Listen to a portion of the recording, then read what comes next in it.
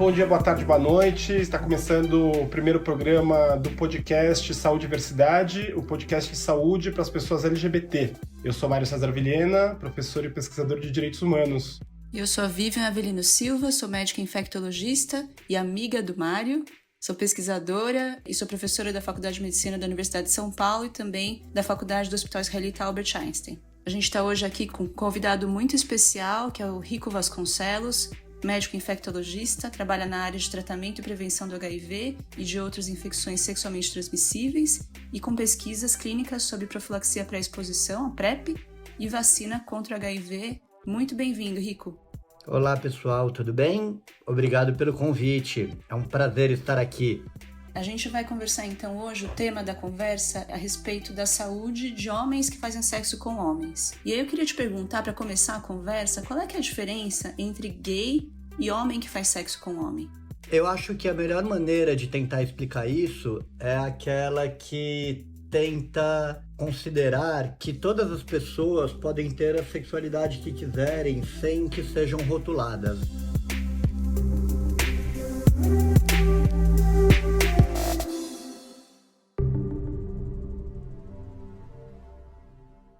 Quando você fala que uma pessoa é gay, ou melhor, quando uma pessoa fala eu sou gay, ela tá ali falando mais do que uma referência à sua orientação sexual, mas ela tá falando sobre um posicionamento político que existe de dizer eu existo, eu mereço respeito e eu brigo pelos meus direitos. E nem sempre uma pessoa que transa com alguém do mesmo sexo, ela pode concordar com todas essas pautas. Não sei se todo mundo que fala eu sou gay compreende que está repetindo uma coisa muito política. E penso que boa parte das pessoas que não gostam de se identificar como gays o fazem por conta de medo de discriminação, né? Sabemos que uma pessoa pode ter uma esposa, uma mulher cis, ele pode ter relações sexuais com ela e, em algum momento da vida dele, ele pode ter também prazer, interesse, vontade e até realizar relações com outros homens, seja consentido ou seja escondido. E esse cara, dificilmente, se for escondido, esse relacionamento com outros homens, vai conseguir ali dizer eu sou bissexual, se isso não for uma coisa bem aceita ali dentro do relacionamento dele. E aí ele vai acabar sendo, quando questionado numa pesquisa, por exemplo, catalogado como um homem heterossexual, mas na verdade ele é um homem que também tem sexo com outros homens. Ele não é capaz de dizer que ele é bissexual. O mesmo pode acontecer com homens que não tenham uma esposa cis, mas que conseguem, sim, desenvolver relações sexuais com outros homens, porque tem desejo, tem tesão por isso, mas fazem isso de uma maneira velada, muitas vezes por medo de discriminação. E se você perguntar para ele, você é gay? Ele vai falar, não, mas ele transa com outros homens. Então, eu acho que o termo homem que faz sexo com outros homens, HSH, é a sigla que a gente usa, ela é muito utilizada com o objetivo de tentar englobar mais pessoas que têm essa mesma, digamos, categoria de exposição, que seria sexo com outros homens, né? E não é um delineamento muito real da vida. Talvez fosse mais útil se você quisesse englobar muitas pessoas e usando termos mais próximos da vida real, você poderia usar homens gays e bissexuais, que fazem sexo com homens ou com homens e mulheres. Porque se ele não faz sexo com homem nenhum, ele não vai entrar nessa categoria. Se ele faz sexo apenas com mulheres, ele vai ser um homem heterossexual. Mas tem essa questão que eu falei, que algumas pessoas têm sexo com o homem, mas por medo de discriminação acaba não se identificando como tal. Não sei se essa determinação consegue fazer uma inclusão tão grande, porque você não consegue, numa pesquisa clínica, perguntar para a pessoa, você é um homem que faz sexo com outros homens? E a pessoa que teria medo de dizer que era gay ou bissexual, ele também vai ter medo de dizer que faz sexo com outros homens. É uma categoria mais epidemiológica do que de vida real, né? É mais pesquisa clínica que usa esse termo do que uma pessoa dizer eu sou um homem que faz sexo com outros homens. De qualquer forma, ela reconhece, pelo menos, né, que existem pessoas, homens, que fazem sexo com outros homens e que por uma barreira, seja de preconceito externo ou interno, tem essa limitação de reconhecer, né, ou de se reconhecer nessa categoria. Exatamente. Mas a gente, médico, ou os pesquisadores, quando estão tentando entender qual que é a exposição associada a cada problema de saúde, precisam considerar mesmo as exposições que são pouco reconhecidas ou não reconhecidas, né, das pessoas. Com certeza. A ideia da criação do HSH é tentar abranger mais gente, mas ainda assim ela enfrenta obstáculos por conta de discriminação, como falamos. Agora, ô Rico, quando você fala sobre essa questão do HSH e quando você deu sua explicação, você usou algumas terminologias e algumas delas estão dentro do nome do nosso podcast. Ultimamente vem surgindo cada vez mais letrinhas, a gente vive num mundo de letras que vai tentando encaixar as pessoas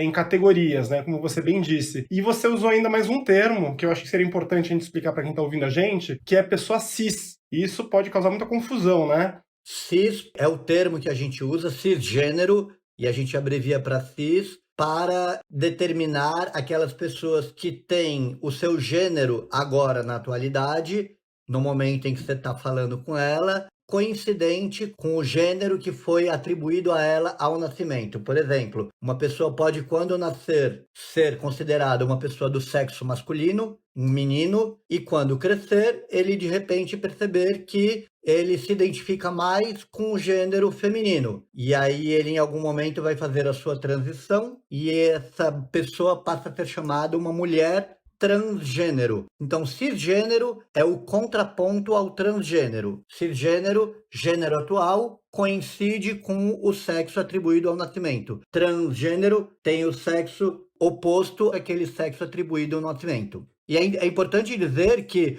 transgênero e cisgênero, que eu sei que algumas pessoas confundem, não tem nada a ver com cirurgia. Tem muita gente que fala assim, a pessoa é cisgênero até que ela seja operada, uma pessoa trans. Não. Se ela se identifica, uma mulher que ao nascer foi determinado que era um menino, se ela se identifica como mulher, mesmo que ela não tenha sido operada, ela já é uma mulher trans. Não tem a ver com cirurgia de redesignação sexual. É como ela se vê perante o mundo, perante ela mesma. Isso também tem mais um desdobramento que vai tornando as coisas mais complicadas, com multi-eixos, que seria a expressão de gênero, que uma pessoa pode ter a sua identidade cis, mas gosta de se vestir, de expressar o gênero oposto. Um exemplo disso são as famosas drag queens, né? Que se você perguntar para Pablo Vittar, você é homem ou mulher? Pablo Vittar fala, eu sou homem,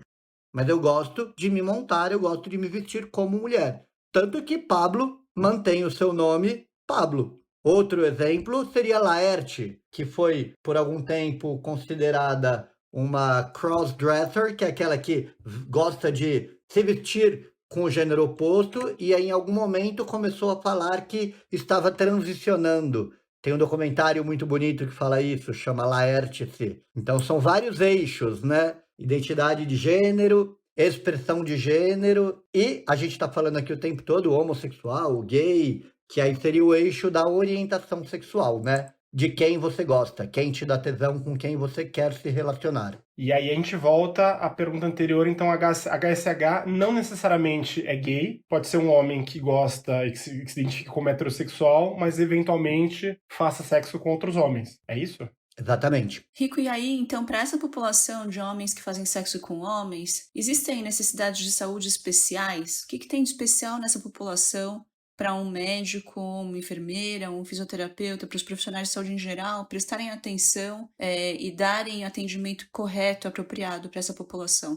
Essa é uma questão que ela é bem amplamente discutida e é uma questão bem complexa, né? O que a gente tem que lembrar inicialmente é que homens gays e bissexuais, ou homens gays e HSH, eles são pessoas, eles são seres humanos, e são seres humanos que têm também as mesmas afecções de saúde, têm as mesmas possíveis doenças que qualquer outro ser humano poderia vir a ter ao viver. Por exemplo, uma pessoa, independente da sua orientação sexual, da sua identidade de gênero e etc., ela pode desenvolver pressão alta, ela pode desenvolver câncer, ela pode, ter enfisema no pulmão se fumar. E não é porque a pessoa é gay que ela não vai ter essas doenças possíveis de qualquer ser humano, ou ainda que ela vai ter doenças específicas de gay. Isso não existe. Não existe uma doença de gay e doença de hétero. Mas existe uma coisa que é muito estudada, que é, primeiro, a maneira desproporcional com que a população de homens gays e bissexuais é acometida por algumas dessas afecções. E a segunda coisa que é muito estudada são as barreiras de acesso que essa população pode ter para conseguir acessar o serviço de saúde comum. Essa soma desses dois fatores faz com que essa população mereça uma atenção, sim, muito especial. Vou começar falando da segunda coisa que eu disse, da dificuldade de acesso, e depois eu falo das afecções que acometem de maneira desproporcionalmente mais pesada.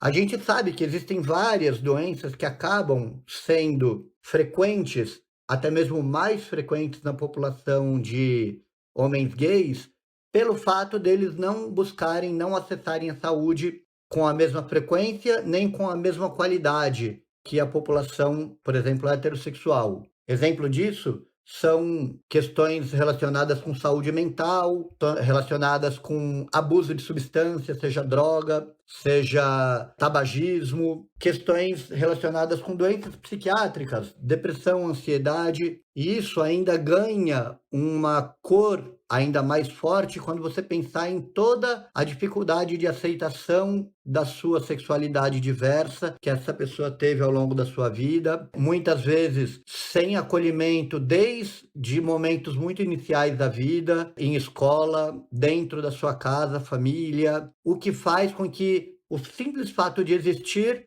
para essa pessoa já é uma grande luta, muitas vezes, né? Isso faz com que muitas doenças psiquiátricas sejam mais frequentes. Além disso, transtornos de alimentação, seja porque querem se enquadrar dentro de um estereótipo de beleza gay, seja por conta daquela mesma ansiedade que eu falei anteriormente, as pessoas podem ser, por exemplo, bulímicas ou podem ser obesas. E isso faz com que essas pessoas, por estarem mais sujeitas a essas que são situações que qualquer outra pessoa poderia ter, elas precisariam ter um atendimento de saúde atento para essas questões. Mas, se elas não têm acesso, e se elas não têm, quando têm acesso, um serviço de saúde de qualidade, que se importa, que se preocupa, que está perguntando essas coisas, elas vão ter doenças mais frequentemente descuidadas e vão acabar adoecendo mais. Um exemplo disso seria, por exemplo, câncer de canal anal entre homens gays, que se o profissional de saúde que está atendendo eles ali não pergunta qual é o tipo de prática sexual que essa pessoa desenvolve, ou mesmo se o paciente ele escolhe omitir a sua orientação sexual por medo de discriminação, ele provavelmente não vai receber nenhum tipo de aconselhamento referente a rastreamento de câncer anal ou mesmo de prevenção de câncer anal, e não tendo olhos para essa doença, essa pessoa vai ter mais câncer de canal anal ali. Isso é uma coisa que é muito verificada, por exemplo, entre mulheres lésbicas, que por medo de irem a um profissional de saúde contar que são lésbicas, ou mesmo por experiências anteriores negativas com esse tipo de discriminação, elas simplesmente não fazem o Papa Nicolau. E assim a incidência de câncer de colo de útero em mulheres lésbicas é muito maior do que em mulheres que não são lésbicas. Agora, eu estou falando uma coisa que é muito importante, que é profissionais de saúde também têm um pouco de uma parcela de responsabilidade nessa questão. Eu estou falando que um homem pode esconder do seu médico que ele transa com outros homens por medo de discriminação ou por experiências, vivências de estigma anteriores, mas o profissional de saúde também tem que ter um treinamento, também tem que ser capacitado para fazer esse tipo de perguntas sem causar discriminação, sem ofender. Eu ouço de pacientes lésbicas a história que, com frequência, elas ficam recebendo orientações sobre como não engravidar. E ela fala, doutor, eu já falei para você, eu sou lésbica. Aí ele fala, é verdade, hahaha, e ri. Ou seja, um motivo de piada. Aí ela deixa de ir nesse médico e no próximo médico ela não vai falar que ela é lésbica e vai ouvir em silêncio, sem dizer nada. afeminada. Ou ela não vai mais ao médico, né? Ou não vai mais ao médico, que seria ainda pior, né? Algo parecido acontece com os homens gays.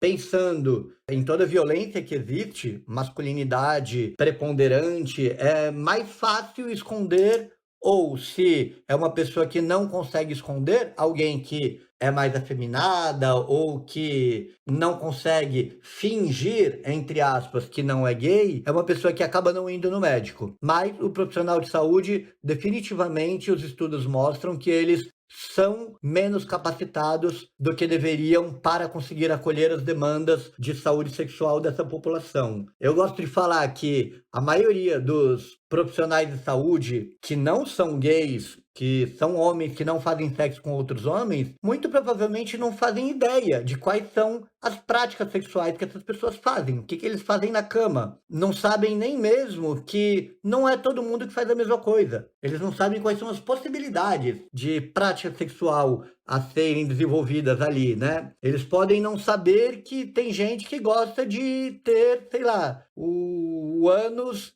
lambido. E aí, esse tipo de prática sexual tem um tipo de abordagem de prevenção e de testagem, por exemplo. Para uma pessoa que gosta de fazer esse sexo oro-anal, é uma pessoa que tem indicação de tomar vacina de hepatite A. Mas, se ele esconde que ele gosta de fazer isso, se ele esconde que é gay, e se o profissional não pergunta, não vai haver a indicação da vacina de hepatite A. A gente teve agora, nos últimos anos, entre 2016, 17 e 18, aqui na cidade de São Paulo, um surto de hepatite A entre homens gays, surto esse que poderia ser completamente evitado simplesmente se essas pessoas fossem vacinadas para hepatite A. E elas não são vacinadas porque os médicos que o acompanham, quando acompanham, né, não fazem esse tipo de orientação. E agora... Rico, para esclarecer para as pessoas que estão ouvindo a gente, então, o sexo oro-anal que você se refere é a famosa lambidinha, né? A lambidinha no ânus, né? E essa prática pode transmitir hepatite A, então, pelo que você está explicando pra gente. Exatamente, é um exemplo que eu dou aqui, que tem muito profissional de saúde que nem sabe que tem homem gay que gosta de fazer isso, ou que existe alguém que gosta de fazer isso. Muitos profissionais de saúde pensam assim, se eu não faço isso, ninguém faz. E todo mundo deve fazer a mesma coisa, e se faz algo de diferente, eu não sei como lidar. Então, falta capacitação dos profissionais de saúde. E, infelizmente, o que a gente acaba vendo no senso comum dos profissionais de saúde é aquilo que eu tinha deixado para falar depois, que era o primeiro daqueles itens, que existem algumas doenças que são realmente doenças que acometem de forma desproporcionalmente mais pesadas a população gay. Exemplo mais clássico disso seria a infecção por HIV, que a gente tem na população geral heterossexual uma prevalência que é de cerca de 0,4%, e essa prevalência tem se mantido ao longo do tempo, enquanto que na população de homens gays e bissexuais, a gente tem, em 2016, um trabalho que foi feito, 18,4% dessa população já vivendo com HIV. Isso daqui é um trabalho de São Paulo, né, Rico? Cidade de São Paulo. Ele é um trabalho que foi feito em 12 capitais brasileiras, São Paulo foi uma delas, 18,4% é a média de todas as capitais. São Paulo foi a capital que teve a maior prevalência de HIV entre homens gays e bissexuais encontrada, que foi de 24,8%. 25% é a mesma coisa que eu dizer que em São Paulo, um homem gay ou bissexual a cada 4 já vive com HIV. 25% é um número que chama atenção, que impressiona, 1 a cada 4, mas o que me impressiona é a progressão dessa prevalência. A última vez que tinha sido feito algum inquérito com a mesma metodologia para a gente poder comparar tinha sido em 2009. E lá foi encontrado mais ou menos 12% da população gay no Brasil vivia com HIV. Isso significa que em São Paulo, em menos de 10 anos, de 2009 até 2016, a gente teve uma prevalência que foi de 12% para 25%. E isso embaixo dos nossos narizes. Isso está acontecendo. E o que foi feito para tentar controlar isso? Muito pouca coisa, né? A gente pode falar disso mais para frente. Mas HIV é o exemplo de doenças que não são doenças de gays, mas são doenças que acabam acontecendo por conta de determinantes que são muito mais sociais do que biológicos, mais frequentemente acontecem na população gay. O fato de você tentar dizer que a população gay precisa de atenção especial, se você quiser dar uma atenção integral à sua saúde, faz com que a grande maior parte das pessoas e de profissionais da saúde pensem que a gente está falando de HIV, simplesmente. E boa parte dos estudos e pesquisas que são feitas com essa população focam a saúde da população gay na saúde relacionada com HIV e infecções sexualmente transmissíveis. Mas como a gente está falando aqui há um tempão, não é só isso. Tem muito mais coisa. Tem aquelas outras questões todas que eu falei, que vão desde pressão alta até tentativa de suicídio, que pode ser mais frequente nessa população, muito por causa do tipo de acesso e qualidade do serviço de saúde que eles conseguem acessar. Isso me lembra a história de um colega nosso, né, que é um homem gay e foi internado com uma pneumonia de início muito abrupto. Ele fez teste de HIV nessa internação umas 25 vezes, porque o povo não acreditava que podia ser outra coisa, né? Exatamente. No fim das contas, não tinha nada a ver a história. E aí, acho que o fato da orientação sexual dele ser essa e o fato das pessoas ficarem com essa ideia fixa, né, de que HIV que é o grande problema da vida das pessoas, dos homens que fazem sexo com homens, né, atrapalhou a investigação, porque as pessoas estavam com um bloqueio de raciocinar com outras hipóteses, né. Acho que a negligência acontece dos dois lados, né, Rico? Acontece uma negligência das doenças gerais, hipertensão, diabetes, todas as doenças crônicas, câncer, etc. E uma negligência por desconhecimento das práticas, por preconceito, das necessidades específicas dessa população relacionadas às vulnerabilidades todas, tanto de exposição sexual quanto às coisas sociais que estão envolvidas, né, os determinantes sociais envolvidos. E o que me chama a atenção nisso tudo é que a gente está falando das grandes capitais. E a gente vive no contexto do município de São Paulo, né? Imagino que acontece fora dos grandes centros urbanos, né? Sim, essa disparidade de acesso e de qualidade do serviço de saúde que acaba sobrando para os gays, ela é influenciada também por questões como localidade, como extrato socioeconômico, como raça também. Se você é um gay negro, talvez você ainda tenha mais dificuldade para conseguir ter acesso a um atendimento de saúde de qualidade. Se você for um gay branco e rico, você consegue encontrar facilmente um médico gay-friendly e que pode te ajudar a ter um acesso à saúde melhor.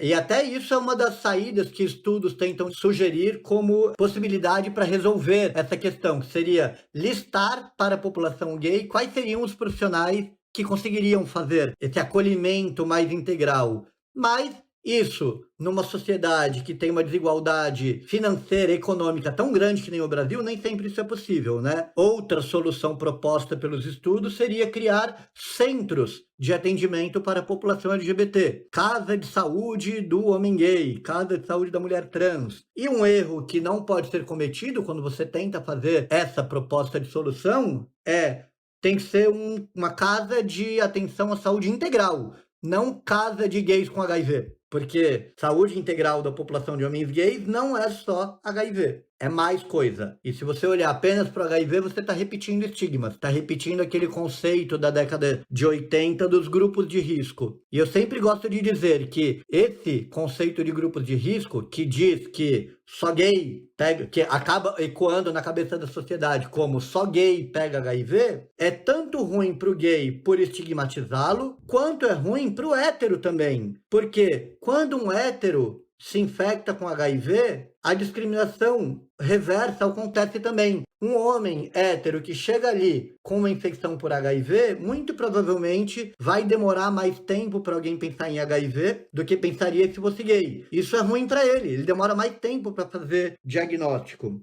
E também sofre mais autopreconceito, né? Porque ele já tem internalizado essa crença de que só gay pega. Se eu peguei, eu sou sujo, eu sou errado, né? É uma coisa que vem associada a um estigma internalizado também. Sim. Homens heterossexuais que vivem com HIV costumam dizer que eles sofrem um duplo preconceito, que é o preconceito referente ao HIV e o preconceito referente a esse estigma de que quem pega HIV é gay. Exatamente. E a gente já falou um pouco então sobre o HIV, e aí eu queria só ressaltar que a prevenção do HIV, felizmente, mudou muito nos últimos anos, né? Conta pra gente, Rico, quais que foram as principais novidades na prevenção do HIV da camisinha pra cá? A gente ficou ali por quase 30 anos dentro do campo da prevenção do HIV com apenas 2 balas no nosso revólver possíveis para serem usadas. duas estratégias apenas que funcionavam, que era a abstinência sexual e o uso da camisinha. A abstinência não foi muito bem aceita nos lugares onde tentaram usar. E por isso acabou que a gente criou um discurso de prevenção no Brasil que foi meio monotemático, né? Que foi use camisinha. Qualquer que fosse a demanda do usuário do serviço de saúde no Brasil dentro desse campo da prevenção, a resposta que era dada era sempre a mesma. Use camisinha. Aí se a pessoa falasse, mas quando eu ponho a camisinha eu perco a ereção, eu broxo, aí eu não consigo transar, como eu já ouvi de meninos de 19 anos. A resposta que era dada era, use camisinha. Ou quando a pessoa falava assim, eu tenho tesão em transar sem camisinha,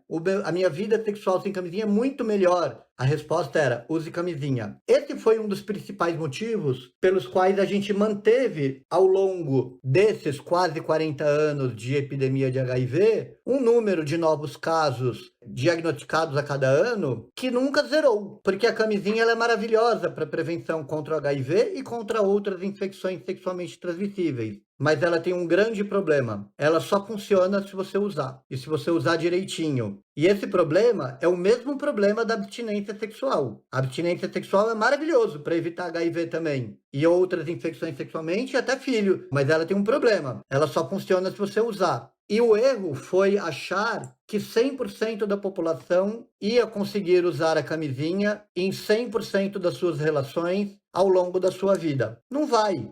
Acho que é interessante aqui, do ponto de vista científico, né, enfatizar que isso aí é a diferença entre eficácia e efetividade, né? Eficácia é, exatamente, a camisinha é perfeitamente eficaz, desde que você use corretamente 100% das relações e 100% do tempo, né? Mas ela não é efetiva, porque na vida real as pessoas não utilizam dessa forma ou não utilizam de nenhuma forma, às vezes, né? Então a diferença entre eficácia e efetividade. E eu sempre gosto de pontuar que esse discurso monotemático do use camisinha, ele foi, ao longo desses 30, 35 anos que se passaram, um discurso que também foi reforçado por um tempero de homofobia, no sentido de que era considerado quase que um pecado entre aspas, proibido, você não podia fazer de jeito nenhum sexo sem camisinha se você fosse gay. Porque quando você era heterossexual, o medo que as pessoas tinham, na maior parte das vezes, era apenas de engravidar. E boa parte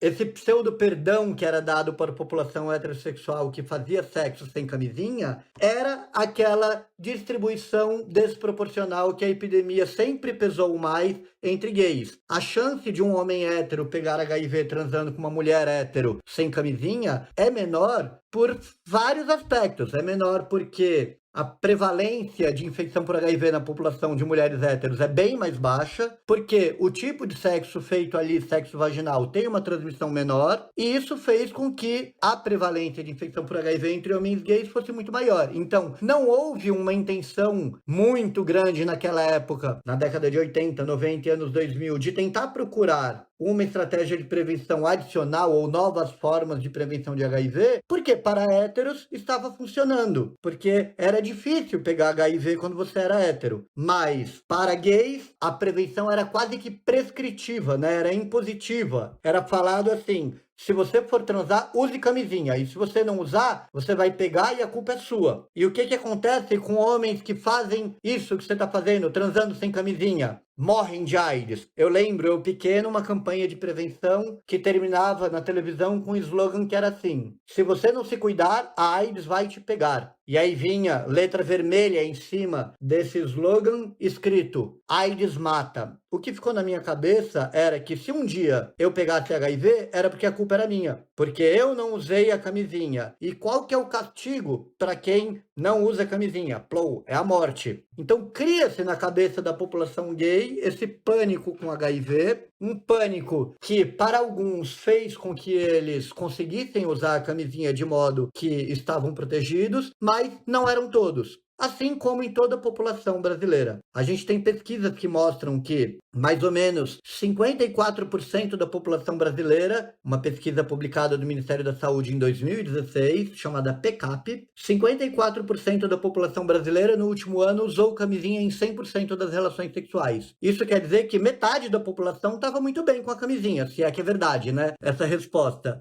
Se teve alguém ali que respondeu aquilo que era bonito de se responder. E por esse motivo que na última década novas estratégias de prevenções foram desenvolvidas. Estratégias que não dependiam tanto do comportamento como abstinência ou uso do preservativo, mas começaram a utilizar artifícios biomédicos, como por exemplo o medicamento. Nessa época a gente descobriu, por exemplo, que o antirretroviral, o medicamento que a gente usa para tratar o HIV em quem vive com HIV, é uma super fórmula de sucesso de prevenção. É um trunfo da prevenção. Tanto quando você usa o antirretroviral para tratar quem vive com HIV, porque descobriu-se nessa última década que uma pessoa que vive com HIV em tratamento, enquanto ele mantiver a sua carga viral, que é a quantidade de vírus no sangue, zerada, que é a meta do tratamento do HIV, essa é uma pessoa que não transmite o seu vírus por via sexual, mesmo que ela transe sem preservativo. Isso tem um potencial transformador na vida da sociedade.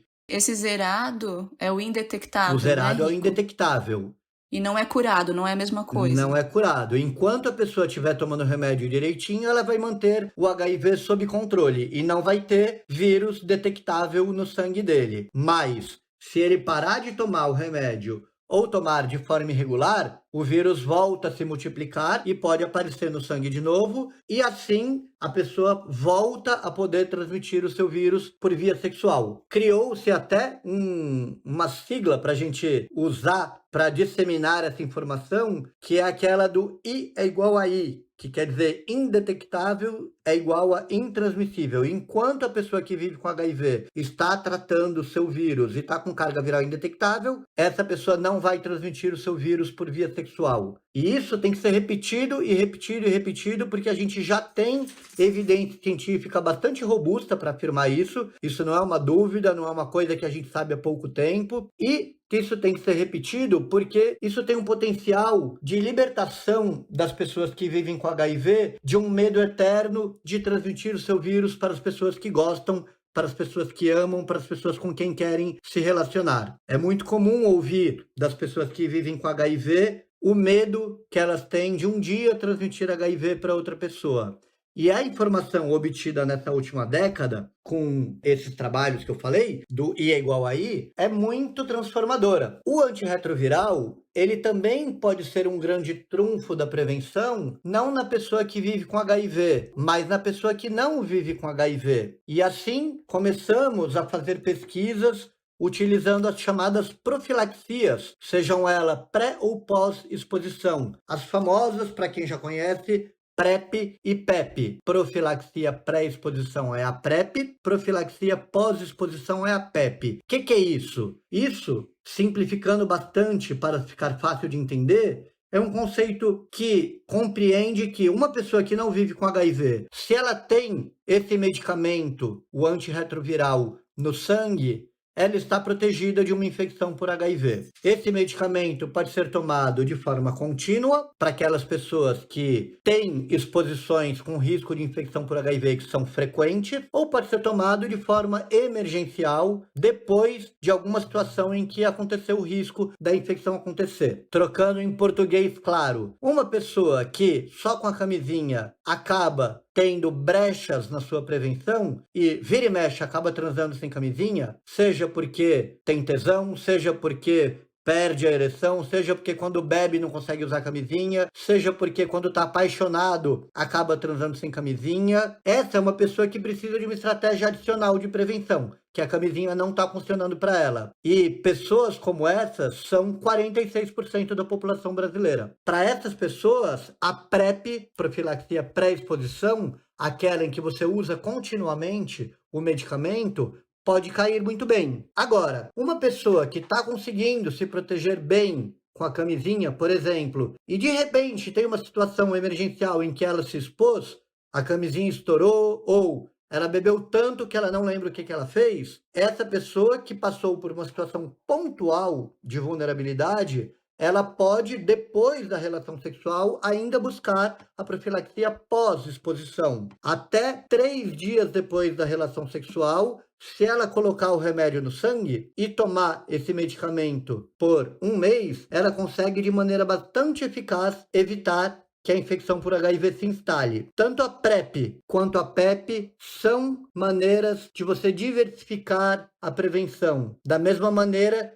que o I é igual a I. Você começa a entender que sexo sem camisinha é uma coisa que sim, pode ser possível, ainda mantendo segurança na prevenção do HIV. Se eu tenho um namorado que vive com HIV e que toma seus remédios direitinho e está indetectável, eu posso ter relação sem camisinha com ele, pensando apenas neste casal e pensando apenas no HIV. Se eu não consigo usar camisinha de forma consistente, o melhor que eu posso fazer é utilizar a PrEP, porque mesmo que a PrEP só proteja do HIV, pelo menos do HIV eu vou estar protegido. E assim você consegue entender na última década que o que mais funciona para que uma pessoa consiga se proteger do HIV, ela encontrar uma estratégia de prevenção que cabe na vida dela. O que mais funciona é o que funciona para ela, né? O que mais funciona é o que funciona para ela. A melhor estratégia ou as melhores estratégias de prevenção, já que você pode associar diferentes estratégias, são aquelas que a pessoa escolhe, que cabe na vida dela, que ela entende como funciona a estratégia e que ela é capaz de usar de forma correta e constante. E assim, nessa última década, a gente começa a mudar aquela prevenção do HIV, que anteriormente era prescritiva, era use camisinha, e começa a oferecer para a pessoa um cardápio de prevenção. Você consegue usar camisinha? Consigo. Perfeito. Continua. Você consegue usar camisinha? Consigo quase sempre. Uma vez por ano eu acabo transando sem camisinha. Então saiba que nessa situação cabe para você muito bem você tomar a PEP depois dela. Ou a pessoa pode responder: ai meu Deus, a camisinha eu sei que tem que usar. Como quase todo mundo fala, né? Quase 100% da população brasileira sabe que usar camisinha é uma forma de prevenção do HIV. Mas, na prática, acaba que eu não consigo usar todas as vezes. Essa é uma pessoa que vai ficar bem com a PrEP comprimidos, continuamente. Você está falando de tomar e dessa revolução que veio nesse método de prevenção ao HIV. E o acesso? Como é que funciona o acesso à PrEP e o acesso à PEP? A profilaxia pré-exposição e a profilaxia pós-exposição. Onde a pessoa pode comprar, onde ela pode tomar, para onde ela corre? Sim, isso é muito importante, né? Porque ter uma estratégia muito bacana de prevenção contra o HIV pode ser muito legal ou muito ineficaz, ineficiente, se você não tiver acesso ou se você tiver acesso a ela, né? A PEP já está disponível pelo Sistema Público de Saúde para relações sexuais consentidas, não precisa de violência para você buscar PEP, desde 2010. Só que a rede que oferece PEP pode ser mais facilmente encontrada ou menos facilmente encontrada, dependendo do lugar onde você está do Brasil. Aqui em São Paulo é mais fácil de você encontrar do que na região norte, do que no Nordeste, por exemplo. Existe um site do Ministério da Saúde que a pessoa consegue encontrar a lista de todos os serviços que oferecem PEP. E é importante que a pessoa lembre que ela tem 3 dias, 72 horas para começar a tomar a PEP. Então não precisa levantar da cama depois da relação sexual e já sair correndo. Assim, ela pode, no dia seguinte, quando acordar e lembrar que transou sem camisinha, ela pode ainda buscar a PEP. E o site do Ministério da Saúde que tem essas informações, o portal é aquele www.aids.gov.br. E a PrEP, ela é mais recente e ela passou a ser disponibilizada pelo SUS no final de 2017. A gente está quase completando 3 anos de PrEP no SUS e, de maneira ainda mais restrita que a PEP, ela está disponível apenas em alguns serviços do Brasil. A rede que oferece PrEP no Brasil está aumentando aos pouquinhos e os lugares que fazem esse tipo de oferecimento também pode ser encontrada nesse mesmo site, aids.gov.br.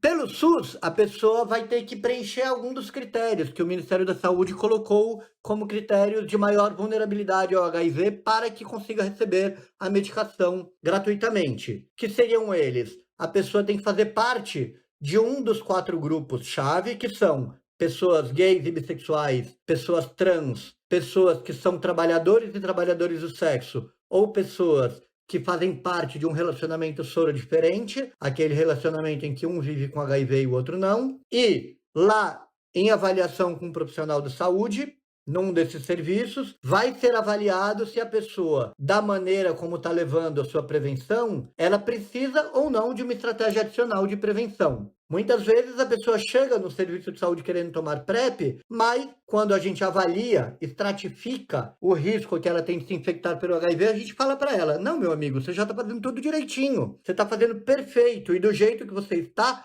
por exemplo, usando camisinha, você vai conseguir viver toda a sua vida sem se infectar por HIV. Então, não basta fazer parte de um desses 4 grupos, gays, trans, trabalhador do sexo ou soro diferente, para já ter indicação de tomar PrEP. A pessoa também precisa ter alguma vulnerabilidade de infecção por HIV. E se a pessoa não quer pegar fila aí no posto de saúde do SUS e ela quer acessar no mercado particular, isso também está disponível. A pessoa vai gastar ali uma quantia que não é pouquinho, mas também não é o preço de um carro. Ela vai gastar em torno de 200, 300 reais por mês para comprar esse medicamento da PrEP. A PEP, profilaxia pós-exposição, não pode ser comprada. Só temos PEP pelo SUS. Mas a rede que oferece PEP é muito maior. Essa rede que está no site que eu falei. Esperamos que a rede que oferece PrEP, assim como a da PEP, aumente daqui para frente. Porque são estratégias que são extremamente potentes na prevenção do HIV, e temos muitas pessoas que se beneficiariam de estratégias como essa ainda no Brasil. Tanto que a gente tem no Brasil todos os anos ainda mais de 40 mil novos casos dessa infecção registrados. 40 mil casos que poderiam perfeitamente ser evitados usando alguma dessas diferentes estratégias de prevenção que vão muito além da camisinha, né? Mas essa compra, Rico, que você falou, ela é feita em farmácia comum? Ele vai com a receita na farmácia e consegue comprar? Depende do fabricante que a pessoa escolheu para comprar o seu medicamento. Existem 2 fabricantes, eles são vendidos num lugar ou no outro. Existem sites especiais que vendem esses medicamentos e existe um dos fabricantes que está começando a vender agora numa rede de farmácia física, mas não é em todas as unidades dessa rede de farmácia. Claro que o mercado privado entendeu que existe uma demanda reprimida muito grande de prevenção de pessoas que gostariam de tomar PrEP e não conseguem pelo SUS, e eles estão explorando esse mercado. Uhum. O médico que estiver acompanhando essa pessoa no particular vai conseguir fazer orientação dessa pessoa sobre onde conseguir comprar. Uhum. Você contou pra gente, nessa sua explicação, então, que já existe tecnologia, existe um medicamento que consegue evitar a contaminação pelo vírus do HIV, que as pessoas podem manter uma relação sexual que, porventura, possa não estar utilizando preservativo, e esse remédio vai ser eficaz de evitar que a outra pessoa se contamine com HIV. O que falta, então, é informação, né? As pessoas, elas têm um problema, e até os profissionais de saúde, em saber o quanto esse medicamento é eficaz e o quanto as pessoas podem tomar sem risco. Tem efeito colateral a utilização desses medicamentos? O medicamento que tem dentro da PrEP, que vai ser usada de forma contínua, em algumas pessoas, uma porcentagem pequena das pessoas, pode causar uma alteração no rim, na função renal. Numa quantidade pequena das pessoas também, pode causar uma alteração no osso. Geralmente, acontece com pessoas que já têm alguma alteração ou alguma predisposição a ter alteração renal ou óssea, como, por exemplo, uma pessoa mais velha, uma pessoa que já tem alguma doença no rim. Mas qualquer pessoa pode ter essa alteração renal ou óssea. Por esse motivo, estar em PrEP é não só tomar um comprimido direitinho todos os dias, mas é também fazer um acompanhamento médico que requer a coleta de exames que vão avaliar como é que andam esses possíveis efeitos colaterais. A boa notícia, Mário, é que caso uma pessoa esteja dentro desse grupo pequeno de pessoas que desenvolvem essa alteração renal ou óssea, essas são alterações que, uma vez identificadas, quando você suspende a PrEP, elas conseguem regredir. A função renal volta a ser normal, o osso volta a ser normal. Mas a gente só consegue identificar que essa alteração está aparecendo se a pessoa fizer o exame, né? Outra importância do segmento da pessoa em PrEP está no fato de que a PrEP só protege do HIV, não protege contra outras infecções sexualmente transmissíveis. E assim, é importante que essa pessoa, que é considerada uma pessoa vulnerável por não conseguir usar camisinha em 100% das vezes, que ela faça também, periodicamente, os exames que rastreiam as outras infecções sexualmente transmissíveis. Lembremos que as outras infecções sexualmente transmissíveis têm tratamento e tem cura. A única que não tem cura é aquela que tem PrEP, e não é por acaso. Vale a pena uma pessoa ao longo da sua vida se empenhar para não pegar HIV. Porque se pegar HIV, ela vai ter que passar o resto da sua vida lidando com uma doença crônica, com medicamento, com estigma, discriminação associada ao HIV, ao passo de que, se ela conseguir evitar essa infecção, ela não vai precisar lidar com isso. Se ela pegar uma sífilis no meio do caminho, ela trata e cura. Claro que seria melhor não pegar, mas se pegar, ela consegue tratar e curar. E ela tem a oportunidade de fazer diagnóstico, porque ela tá lá no médico toda hora, né? Fazendo exames. Sim. Isso faz parte do acompanhamento de quem usa PrEP, né? E ela consegue até fazer o tratamento precoce e não transmitir essa sífilis para outra pessoa, o que é interessante para a comunidade inteira. Então, mesmo que a PrEP não proteja contra outras ISTs, ela é uma boa oportunidade de rastreamento, testagem, diagnóstico e tratamento dessas outras ISTs com tratamento precoce e diminuição da sua transmissão na comunidade. ISTs são as infecções sexualmente transmissíveis, que também são conhecidas como DSTs, né? Eram chamadas de doenças sexualmente transmissíveis até 2016, quando, por orientação da Organização Mundial da Saúde, a gente começasse a se referir a elas como infecções sexualmente transmissíveis, porque quando eu uso o termo doença, doença pressupõe sintoma. Eu não falo para você, nossa, Vivi, hoje eu tô tão doente, e você vai me perguntar o que você está sentindo. Aí eu vou te falar, nada. Não, se eu tô falando eu tô tão doente, é porque eu tô sentindo alguma coisa. Exato. E sabemos que não são todas as infecções que são transmitidas por via sexual que logo de cara, ou que na sua existência, no seu curso de infecção, vão apresentar sintomas. Um exemplo é a sífilis, né? Uma pessoa pode pegar sífilis, transmitir sífilis para outra pessoa e não ter nenhum sintoma. Isso só vai diagnosticar se você fizer o exame. Por esse motivo que a OMS resolveu mudar o nome, alertando a gente que, se a gente só olhar para aquelas sintomáticas, você está deixando um verdadeiro mundo subterrâneo acontecendo de transmissão que não está sendo acessada, observada. As mais conhecidas são o HIV, a sífilis... HIV, sífilis, gonorreia, clamídia, HPV, herpes, hepatite viral. E como você disse, todas elas a gente tem tratamento e cura. Para a única que a gente só tem o tratamento, mas ainda não há cura, é para o HIV, não é isso? Exatamente.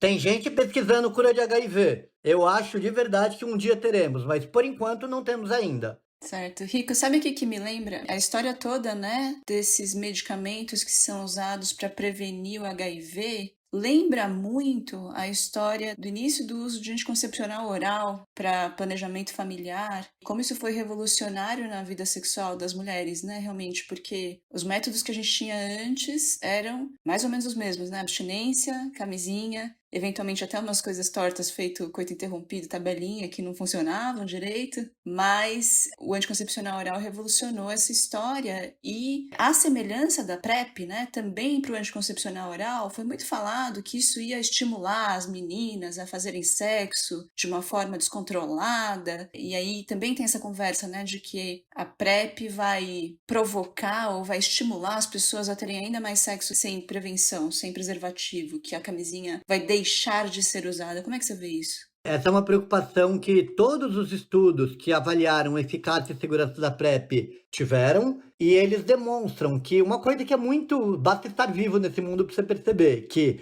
pessoas que transam sem camisinha sempre existiram e sempre vão existir. E são justamente essas as pessoas que se beneficiam e que procuram pela PrEP. Uma vez que a pessoa já era uma pessoa que com camisinha não conseguia se proteger de maneira completa contra infecções sexualmente transmissíveis, o que esses estudos de PrEP demonstram é que muda muito pouco a incidência de infecções sexualmente transmissíveis depois que a pessoa começa a tomar PrEP, porque ela já era vulnerável antes. Tanto que existem trabalhos que tentam mostrar se existe algum aumento de incidência e eles conseguem demonstrar de maneira muito pequenininha um aumento de uma IST chamada clamídia retal, que é uma IST que na maioria das vezes não tem sintoma nenhum e que você só vai diagnosticar se você fizer o exame, que é coletar um cotonetezinho da região anal que praticamente ninguém fazia antes do advento da PrEP. Então, por mais que muita gente ache que a PrEP vai fazer com que o mundo pare de usar camisinha e que as outras infecções sexualmente transmissíveis vão explodir e um dia vamos todos morrer de sífilis, isso não é uma verdade, isso não acontece. Os estudos mostraram que não acontece e a implementação da PrEP na vida real estão demonstrando a mesma coisa. Ao contrário, o que a gente está conseguindo demonstrar é o oposto, que você está conseguindo fazer mais diagnóstico dessas ISTs e tratar elas. E, sendo que elas são ISTs curáveis, nada melhor do que você conseguir vincular aquela população que não era vinculada ao sistema de saúde para uma testagem regular,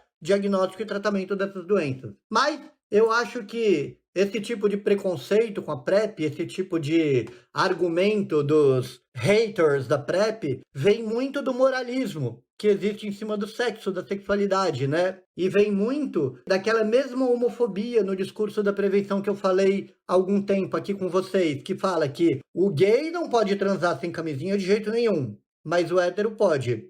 Se você encontra uma maneira de fazer com que o gay transe com saúde sem camisinha, é feio. Isso é muito mal visto. É feio. Isso é pecado. Não pode.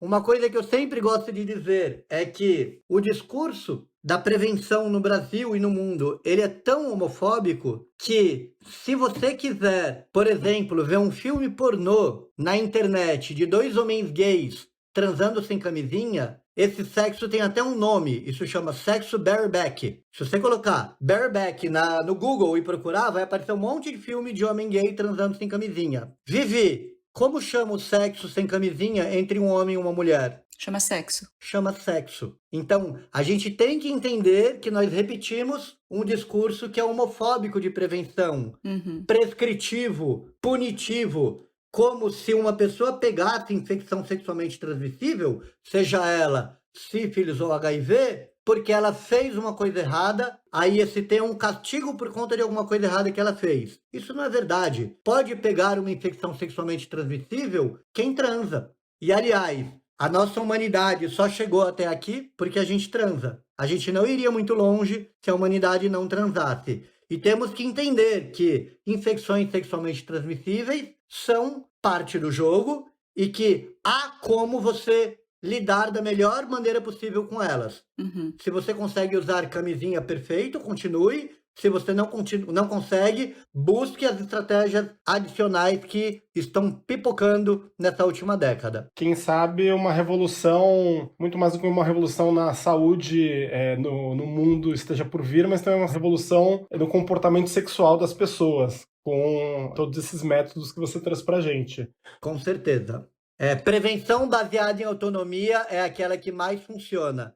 E por esse motivo que eu digo que a PrEP não encerrou esse capítulo. Existem novas formas de prevenção que estão sendo desenvolvidas, porque tem gente que não vai conseguir tomar nem comprimido, nem usar camisinha, e nem fazer abstinência sexual. E para elas a gente precisa ter uma resposta, né? Qual que vai ser, Rico? Injeção? O que vai ser a resposta? Existe PrEP em forma de um medicamento injetável aplicado intramuscular a cada 2 meses. Existe PrEP na forma de anticorpos monoclonais que são injetados na pessoa a cada 6 meses ou mais. Existe implante subcutâneo que tem liberação prolongada de antirretroviral que poderia ser trocado em períodos tão longos quanto 1 ano. Existe PrEP na forma de anéis vaginais impregnados com antirretroviral, que podem ser trocados a cada mês ou até a cada 3 meses, existe pesquisa nisso. A verdade é que quanto maior for o cardápio de prevenção, mais fácil vai ser de você contemplar todos os diferentes contextos de vida. Tal qual foi com a anticoncepção, né? Por que a gente achou por 35 anos que uma estratégia de prevenção só, que é a camisinha, ia dar conta de contemplar todos os diferentes contextos de vida? Para evitar filho, que também é transmitido por via sexual, a camisinha não deu conta. E por que para IST a gente achou por 35 anos que ia dar conta? Não deu, mas agora a gente já percebeu isso e a pesquisa está avançando muito nesse campo. É importante também citar aqui que esse contexto de vida não é estável, não é fixo, né? Tem gente com preconceito de PrEP que fala, você vai dar remédio pro cara que não tem nada pro resto da vida. Não é o resto da vida, né? Você tem momentos da vida em que você tem mais vulnerabilidade, mais exposição e precisa de PrEP, e outros em que não, né? Igual anticoncepcional.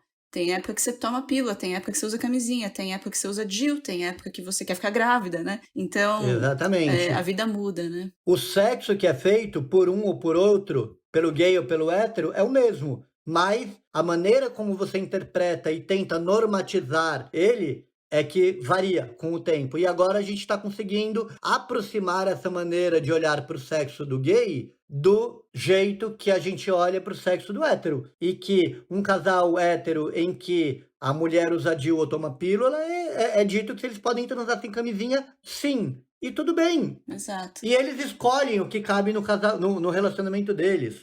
Acho que essa última fala é bem significativa, né? Ela tem um peso, porque... Então agora a gente está falando o seguinte, que as pessoas fazem sexo, não importa a orientação, né? As pessoas fazem sexo por prazer, porque estão apaixonadas, porque estão com tesão na hora. E é sempre a mesma motivação, né? Ninguém faz sexo para ficar doente, ninguém faz sexo buscando a morte, né? Ou buscando um problema de saúde, como aquela propaganda que o Rico viu quando era criança, né? E essa é uma mensagem importante, né? Que não existe merecimento ou culpa, mas ainda existe o estigma, Rico, nas pessoas que vivem com HIV ou nas pessoas que são homens que fazem sexo com homens, mulheres lésbicas, pessoas bissexuais. Como é que é esse lance do estigma relacionado à orientação? Existe muito estigma ainda, muito fruto daquilo que a gente falou no começo, de comportamento de grupo de risco, como se sexo entre pessoas do mesmo sexo fosse igual a problema que é igual a HIV. Então, uma pessoa que é gay, ela não quer, muitas vezes, que saibam que ela é gay para não acharem que ela tem HIV. Ou uma pessoa que vive com HIV não quer que as pessoas saibam que ela vive com HIV, porque senão já vão começar a ficar elucubrando como foi que ela pegou. Devia dar para todo mundo, deve ser gay e devia usar droga injetável. Então, esse estigma associado ao HIV e a pessoa que vive com HIV ganhou até um nome recentemente. Ganhou o nome de sorofobia, que é, assim como racismo, assim como homofobia, LGBTfobia, transfobia, é uma discriminação que prejudica muito a vida da pessoa, causa sofrimento, pode aumentar a chance de transtornos psiquiátricos, como falamos no começo, ocorrerem, e pode afastar a pessoa do serviço de saúde. Então, em todos os aspectos, essas discriminações, seja por sexualidade ou seja pelo HIV, são prejudiciais a ela. E perceba que são todos preconceitos que andam juntos, né? É quase que um ciclo de discriminação. O HIV caminha pelos círculos de exclusão da sociedade. Então, lutar contra o HIV é lutar contra a discriminação também. E não é possível fazer uma coisa sem fazer a outra.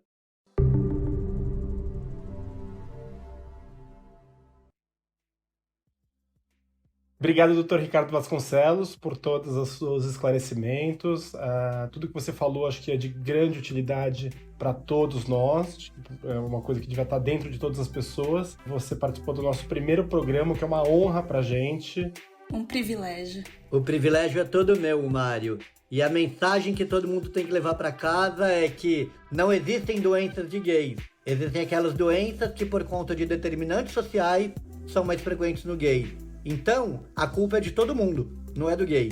E é isso, esse foi o nosso primeiro episódio do Saúde e Diversidade, o podcast de saúde LGBT. Eu sou Mário César Vilhena.